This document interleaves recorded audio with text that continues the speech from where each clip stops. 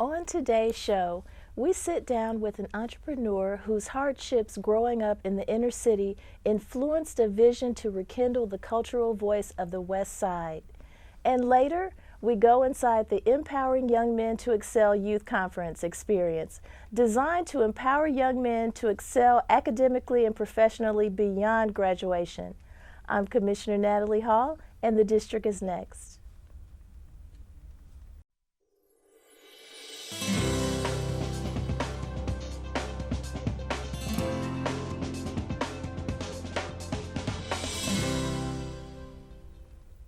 Welcome to the district. I'm Fulton County Commissioner Natalie Hall. It is important that we engage in everyday discussions that affect a change in our communities. The communities where we live have a significant impact on where we go, what we do, and even how our children prosper into successful and productive members of society. Creative arts is one of the ways in which we can express physical, social, cognitive, and emotional development. Today, our guest is the founder and creator of I Keep It Classic Music Group. His desire to culturally impact the West Side has brought about the construction of his new cafe and a potential collaborative partnership with Fulton County to improve the West Side Cultural Arts Center, all while managing artists on his label such as Alex Marion. He also sat on the panel for my Empowering Young Men to Excel Youth Conference, where he shared trials and triumphs of his journey to becoming the multi-talented entrepreneur he is today. Rafielle Kirkland, welcome to the show. Thank you for having me. Well, how did you get started as an entrepreneur? Really it was just through, necessity of surviving, to be honest. My mother had 5 kids, single mother. So we lived in the rough part of town, and most times we were short on food and, some of the just clothing and just things you needed to survive. So, I started carrying bags at the grocery store, pumping gas or cutting grass, and I would just come home, give my mother the money, and then people would always encourage me, in different ways to, like, you should make money doing this, or boy, you got so much hustle, you could do this, you could sell this. So I just kind of took it and ran with it. Well, tell us about your business and what inspired it. I Keep It Classic is mainly, I've always been raised by music. It helped me through some of the darkest moments, and I've always wanted to be on stage as a performer. But as I grew and I learned the business more, I understood the need to protect the artist, and I always wanted a disruptive approach towards music. If it was up to me, it would be like Motown all over again, with just more technology. But that was kind of my initiative going forward with it. Wow. Well, tell us about your interest in music and film and how you began your TV film industry career. Well, that came through Tyler Perry. He's given a lot of people opportunities here in Georgia. A lot of people started there, and it was no different for me. My fiance at the time was already involved in film and television, and I was taking a break from music. And she was like, you should just come over and do film. You like people, you'll know a lot of people, and I did.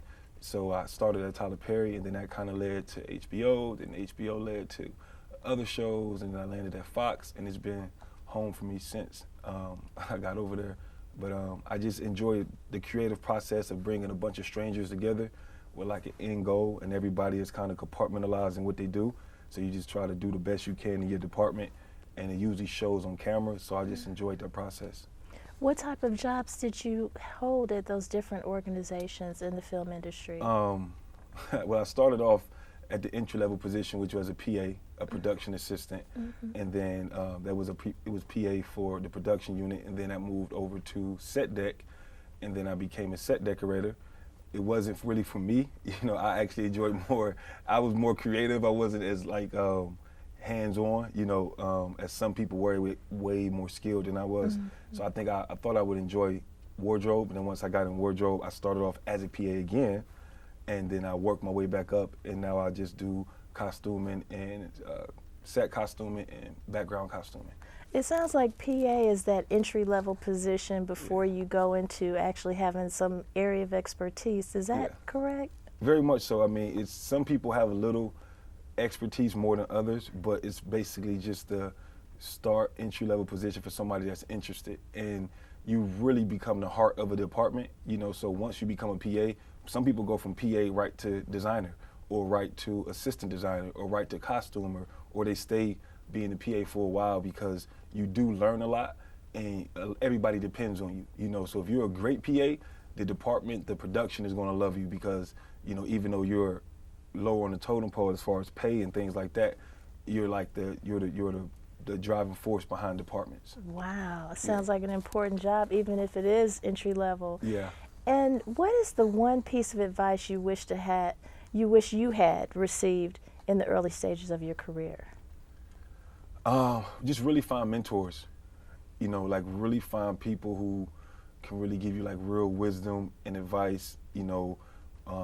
That can, because it's such a fast-paced industry. As it's like in most businesses, whether you're an entrepreneur or you're starting a new company, film companies are really no different. They're bringing 400, 500 strangers together to get to releasing a product, and it's a fast-paced industry. So a lot of times you're working 17, 18-hour days, because even though you may work 14 hours on set, it's an hour drive there, an hour drive back, so you're working a lot, and your email is always going off. So I would say find mentors that can help you, gauge your output and your input, and be able to just reserve yourself as much as you can, because it's just a really fast-paced business, and mentors can kind of guide you through what you're doing and making these impulsive decisions all the time. Oh, great. Yeah. And what are the 3 important things to know if someone wants to get started in music, or even in TV and film industry? It's funny you ask that, because every time an actor is asked that question, they always tell a kid or somebody, don't do it, don't be an actor, right? I wouldn't say that, but that's what they usually say, based on it's a lot of work. A lot of people see it from the opposite. You see somebody on camera and you say, I can do that, but that one take that you see is actually like 50 takes, and it's remembering those lines, and it's being able to channel that emotion. So I would tell someone, start off at, if you want to be in front of the camera, start off at workshops, or take acting classes, or really get around as many people as possible that can help like make you better. But also consider that there's behind the camera jobs that are just as important, and it takes a team to do it. So I would always say, maybe just come on set and be a background for one day, so you can understand the flow of the business, because you may see opportunities, maybe working in the camera department or the lighting department, and you can see, I can do this as well. And then with music, I always encourage people to just read, like have a wide range of things to discuss and talk about, and your longevity will be there. But if you limit yourself on what you can actually talk about, it may just be a trend. But when you look at artists, whether it's J. Cole or Donny Hathaway or Marvin Gaye, Stevie Wonder, these guys are really in tune to what, like, the information and the people, and they use their platform the right way. So I just encourage people from the music standpoint to try to educate yourself with just different topics, so you can have a wider audience that you can like approach. And as far as film and television, if you're going to be an actor or actress, you should definitely be a background actor first. And if you want to just get in the business, you should start off as a PA and learn all the different ways the department works. Now, what exactly is a background actor? I never heard that. Is that like the person's just kind of sitting there and has no lines or anything? Yeah, most times, I do know in the state of Georgia, for once you have lines, you have to kind of be, you get an agent and things of that nature. But a background actor is mainly just you fill in the scene. So if it's a hospital scene won't be a hospital without just 4 doctors. You need patients, you need doctors walking around. So they are, they're a big part of the production. Even though it's at the lower end of it, it's still a big part of the production. And some shows use 200, 300 background a day. And if their background don't show up, it's not a production. So mainly they help fill the scene in with bodies. All right. Yeah. Well, let's take a break, and when we come back, more with Rafielle Kirkland and a special guest performance from one of his artists. Stay with us.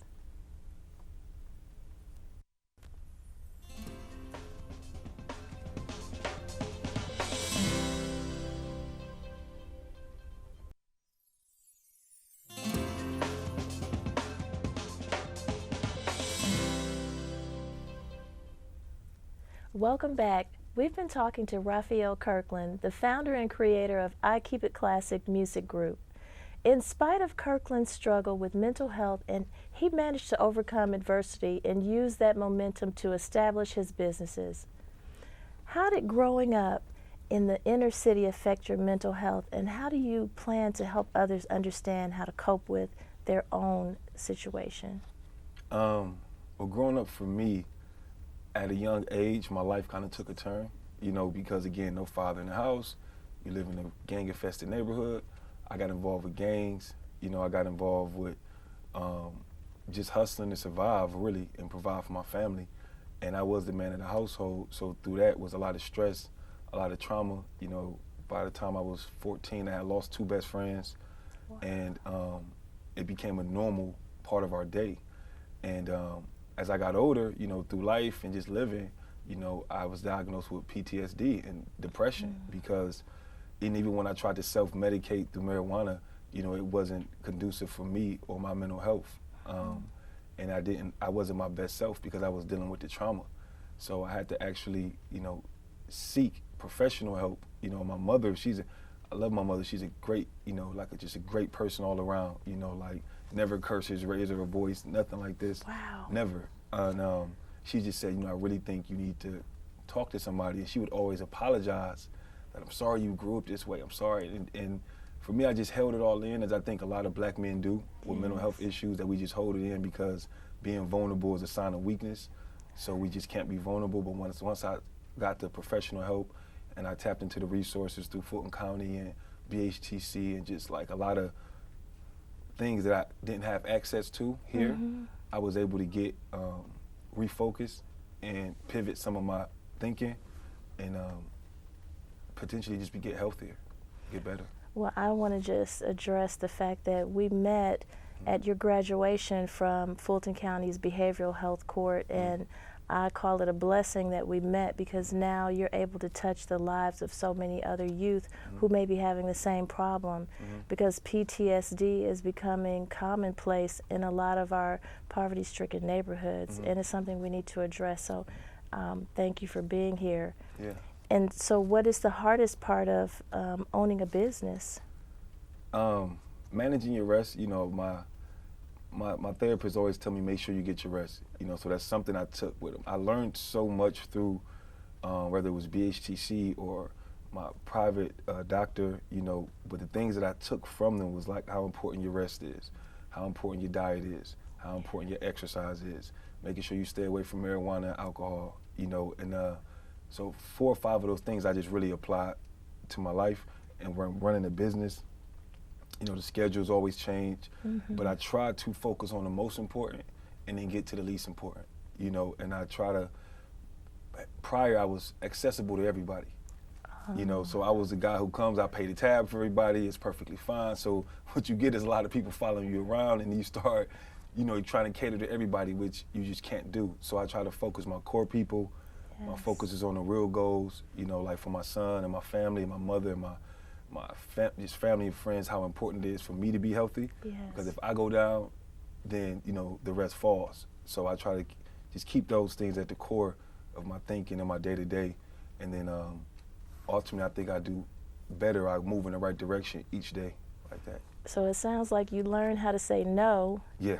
And you improved your organizational skills. Yes, most definitely. Yes. Definitely learning how to say no was a big challenge for me because I was always the provider, and even saying no to family, like to this day, I still have to say no to family, and it's not something I always want to do, but I can't make everybody happy, That's right. So I just come to realize that, and it's improved my quality of life. It's improved my marriage a lot because my wife used to say, you can't save the world, you can't do this stuff, and she grew up a little bit better than me. My wife was a little spoiled private school. So I always said, well, you don't know how it is to grow up like this. You didn't grow up like this. But she just has a lot of practical ways of doing things that just made me better and made the overall situation better. See, that's how it's supposed to work, that balance. Yeah. And so what advice would you give the kid who has a dream, but they're not sure how to make it a reality? I would just say make practical goals.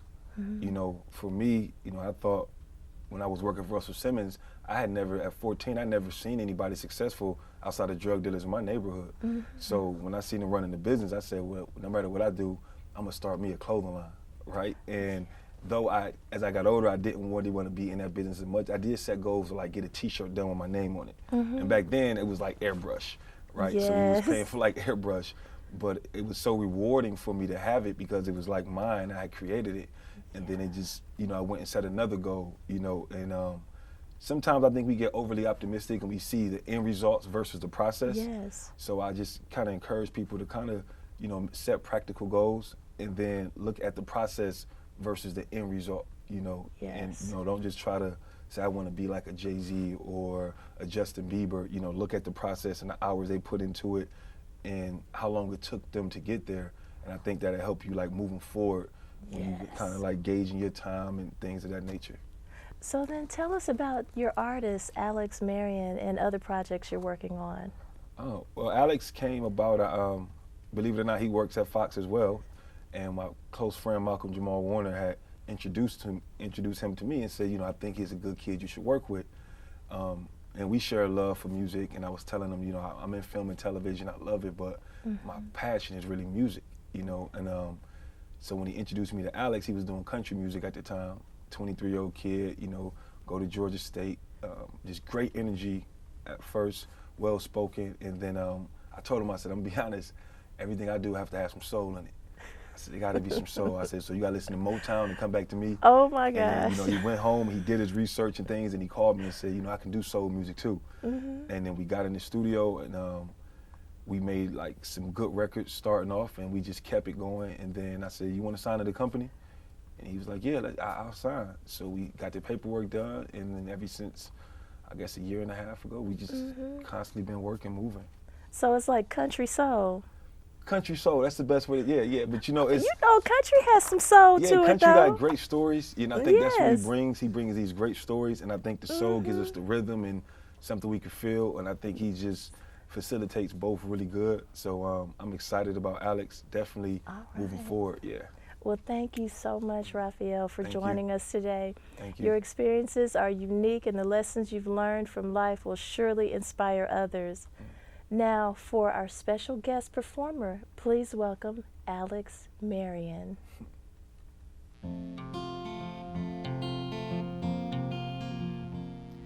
I want our love to be like the sun, constant till the day is done, still shining bright even through the night. I want our love to be like the sun. I want our love to be like the moon, pushing tides on the ocean blue, and moving my heart closer to you. I want our love to be like the moon. Yeah, yeah, yeah. There's a galaxy in your eyes, a universe in your smile, a shooting star in your heart, galaxy in your eyes.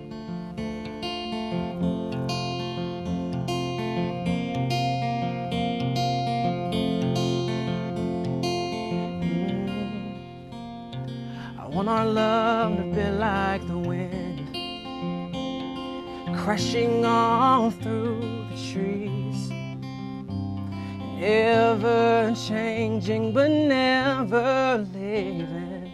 I want our love to be like the wind. Yeah. Oh yeah. There's a galaxy in your eyes, a universe in your smile, a shooting star in your heart, galaxy in your eyes. There's a galaxy in your eyes, a universe in your smile, shooting star in your heart, galaxy galaxy in your eyes. 'Cause our love's always gonna stay. Our love's always gonna stay. Oh, our love's always gonna stay. Even till the end, there's a galaxy in your eyes, a universe in your smile, a shooting star in your heart, galaxy in your eyes. There's a galaxy in your eyes, universe in your smile, yeah, a shooting star in your heart, galaxy in your eyes, yeah.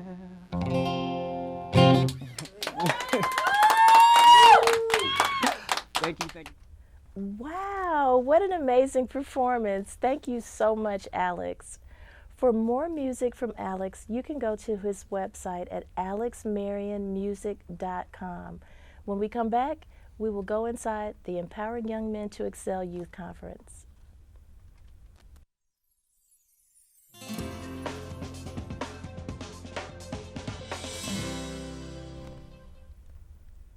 I had the amazing opportunity to sponsor the first Empowering Young Men to Excel Youth Conference in April. The one-day experience for graduating male seniors promoted their enrichment in healthy lifestyles, marketable skills, well-balanced relationships, and successful careers beyond graduation. With a community of support, we hosted a day of interactive workshops and exhibits that offered a meaningful dialogue between the young men and diverse role models who provided encouragement and compelling strategies to excel. The lunchtime panel also featured a candid discussion with industry professionals and entrepreneurs who turned challenges and difficult choices into roadmaps for success. And finally, Georgia is now being recognized as one of the top filming locations in the world. Fulton County especially is considered a major attraction for film and television productions. Georgia's booming industry has not only resulted in billions in revenue, but also jobs for local residents. Some television series and films you may know, such as The Walking Dead, Marvel's Avengers, Endgame, and Bad Boys 3, have all utilized Fulton County to film. Recently, I was fortunate to visit the set of the Fox television drama, The Resident, to experience firsthand the process of putting together a major TV production. Not only was it amazing to tour the set and see actors in action, but to also witness the effective and cohesive teamwork of the entire crew. As I close, I would like to say a special thanks to our guest today and a special thanks to you for watching. Feel free to contact our District 4 office anytime by calling 404-612-8226 or emailing district4@fultoncountyga.gov. And be sure to contact us on Instagram, Facebook, and Twitter at FullCoD4. Until we meet again, I'm Commissioner Natalie Hall, and thank you so much for watching the District.